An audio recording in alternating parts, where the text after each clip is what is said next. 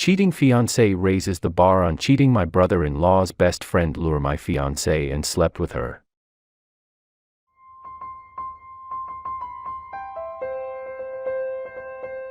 It recently came to the surface that my now wife cheated on me years ago. It happened while we were together on a weekend away with some of our closest friends. Soon after getting engaged, the person with who she cheated with was at the time someone I would have considered to be a friend. He was not as close to the group as all the other 8 to 9 people we were with at the time, but on the surface, I would have referred to him as a friend. Even more, he just happens to also be the brother of one of my wife's best friends, who was also there this weekend. We went away with some of our closest friends. All of us were in our late 20s. We did this together pretty regularly. We had spent the day and early evening drinking and hanging out. Then a couple hours after we barbecued some dinner, a friend and I noticed we needed to get more supplies. I was going to run to the store with my sober friend driving. Just before we were about to leave, I was made aware my fiancé had gone to the store with the guy in question, seemingly sneaking off, when there was no reason for being secretive, unless I was told he was supposedly sober and okay to drive to the store and she wanted cigarettes, not a smoker, but when drunk in those days she would imbibe on occasion. I remember suddenly being hit with the most uneasy wave of anxiety when I heard this. Not just because of the circumstances, it was a deep intuitive gut feeling. Have never been a particularly insecure, jealous, or controlling type of person. Though I'm sure that changed on some levels after this. I tried calling her to make sure they got ice on top of whatever else they were going to grab.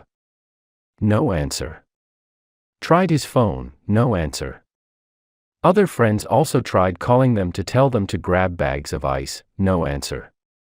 By then it was clear I wasn't the only one seeing a potential issue here. Uncomfortability was evident on her friends and my friends' faces after several attempts to call. Each of them failed. Everyone sort of slinked away, I'd imagine in response to knowing and or observing what was going through my mind. The realization that I was not the only one connecting dots here was unbearable, some dots circumstantial and some just driven by institution and too substantial to ignore. I remember calling her phone 20 to 30 more times and pacing like a effing weirdo on the side of the house we were staying at. Went from having a truly great time with my best friends to living in a bad dream with nothing to go off of beyond ignored phone calls, institution, and the looks on a couple of our friends' faces when their calls were ignored also. She was gone for over an hour. The store is under 10 minutes away. Again, this happened years ago. I was recently made painfully aware that she did in fact cheat that night. Which she confirmed, by saying as much but playing dumb on the details and floundering on the justifications for why those details are too foggy to be disclosed. While that says a lot about her character, or lack of, it seems fair to say I likely only empowered her commitment to deception by taking it and not walking away that night. I confronted her when she returned. He conveniently dropped her off and left to not have to face me / the rest of us after what they just did. Getting nowhere in the form of communication that night, I proceeded to retreat inside my mind and consume tremendous amounts of booze and THC, trying to make this nightmare feeling go away. I will never forget waking up the next morning, her lying next to me and realizing that wasn't a bad dream.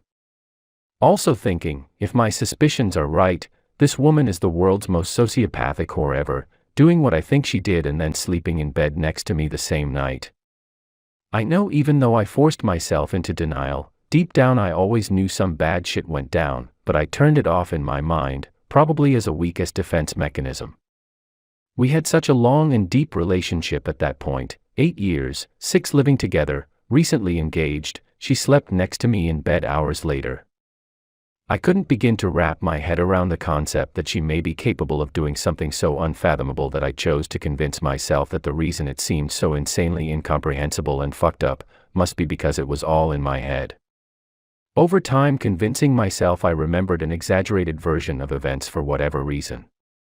But in the immediate weeks after this, I kept approaching her about it over and over. I was told I'm wrong, crazy for even suggesting it. To a point where I was told I am a psycho for making such accusations. That was the narrative from the moment it happened, when she returned from betraying me so brazenly, until days ago when it came to the surface. She even brought it up when we were hanging with her friend/his sister, in the context of, "Can you believe he thinks I would actually do something like that? Come on." Using someone, his sister, as a pawn to hide her behavior from me and convince me I'm crazy is something I will never forget. She hid it from her friend until I found out for certain. If I was this friend, she would be dead to me. After this, he avoided me like the plague, and I convinced myself it was because he heard of my suspicions and him being innocent, he didn't want to get involved. He made comments to friends that he was terrified of me, should have seen that for what it was. Wonder why. Scum. Worth noting, this guy was arrogant and a well-known womanizing narcissist. Even bragged about fucking prostitutes and having a very expensive coke habit.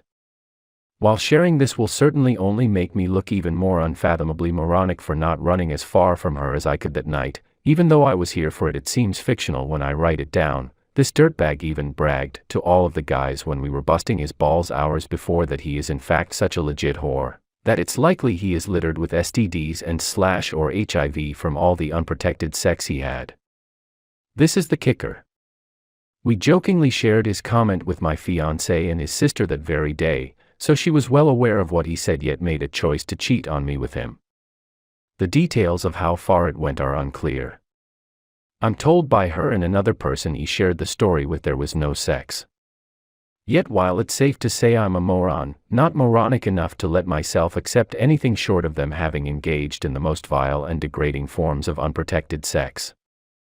If she was capable of doing what she did, it would be insane to believe she wasn't capable of doing it all. This piece of human trash is one of those cliched bags that embodies the stereotype of an elitist misogynist who thinks his money makes him above all others around him. His financiers being slightly irrelevant in this context, as I did/do well myself. Since I have been forced to face this, can't rationalize how someone who could do something like this to their fiancé just days after saying yes. 7 years of living together. And be capable of moving forward into a marriage and still look me in the eye all this time, keeping this secret, not to mention God knows how many other vile secrets. Can't think of any grounds for justifying the concept that she isn't/wasn't or won't be capable of being unfaithful at any point past, present or future. My denial allowed her to brush it under the rug, and she lost no sleep from that. Terrifies me.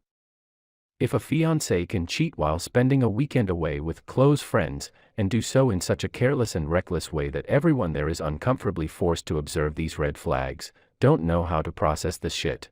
I'm seeing now all the things I thought were a very strong-willed person were instead just the traits of somehow who does whatever they want whenever they want with no concern for the impact on others.